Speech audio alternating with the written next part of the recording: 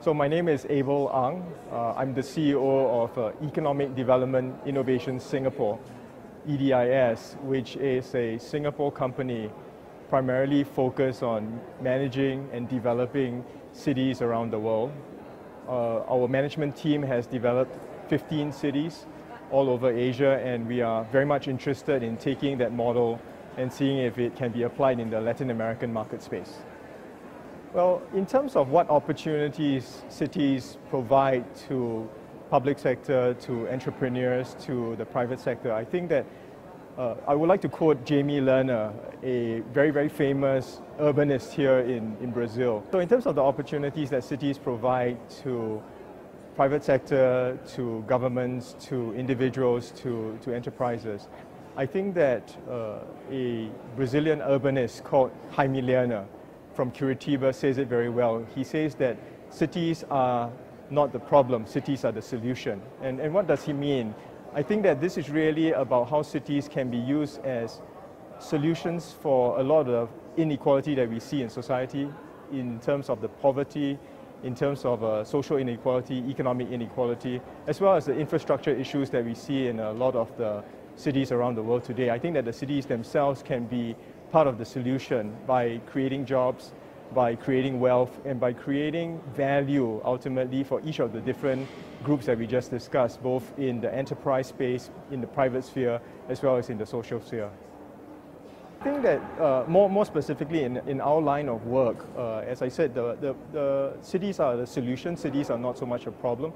What we mean is that if you look at a city as the most fundamental unit, not being a plot or more traditionally a city block, if you look at the most fundamental unit as being a job or an individual that actually operates a job, I think that that's a very transformational change that many people will see, especially in the world of cities, where you can use the creation of jobs to bring about value creation and wealth creation and the redistribution of wealth within the society. And I think that, at least for us, we start at the point of a job.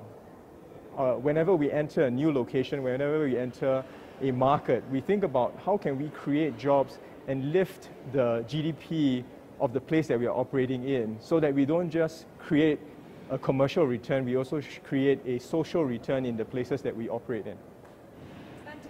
I think that increasingly ICT is more of a human right. I mean, at least in Europe, in Finland, and in some of the Scandinavian countries, ICT or internet connectivity is seen as a right. And it's something that people take almost like the air that they breathe. And it's only when it no longer is available that you realize, oh, you know, this ICT, this connectivity, the access to the internet, to my Twitter account, to my Facebook account, you know, that's gone. And I think that that is increasingly for us a very basic piece of infrastructure that we see in many of the cities that we are engaged with, that we need to get the ICT part right. And if we can get that right, if we can get the urban master plan right, the economic master plan right, and the ICT master plan right, I think then you have a very nice nexus that creates a lot of the value that I just discussed in my earlier point. Well, I think that technology will shape new markets in very different ways.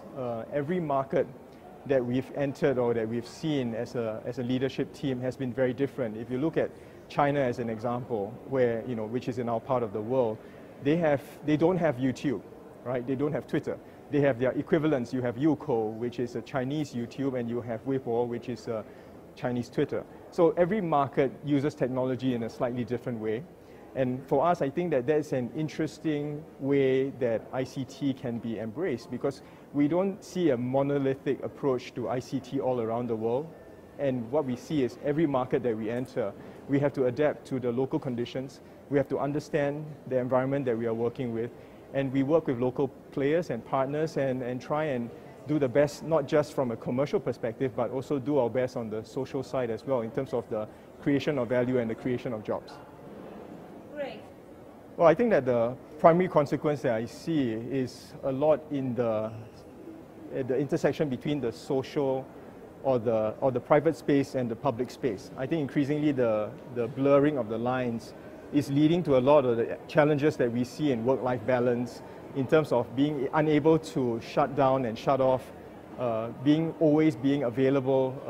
I think that creates a lot of interesting issues and challenges, not just here in Brazil. I mean, everybody here in this forum has got a smart device of some sort. But I think that increasingly, because you have so many smart devices, you have a lot of new problems and new issues that arise from that. And I think that as companies, it's important for us to think about how do we facilitate some kind of a solution, in terms of how do you want to address some of these problems that ICT generates and throws up.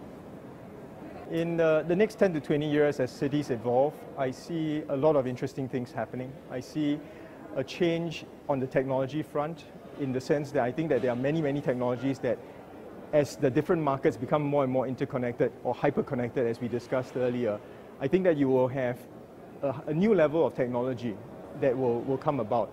I think that will then transfer into some of the other areas that we talked about, into the urban space.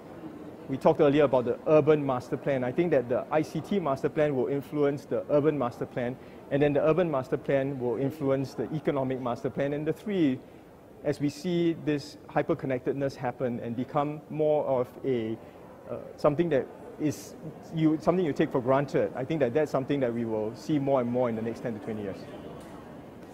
Thank you.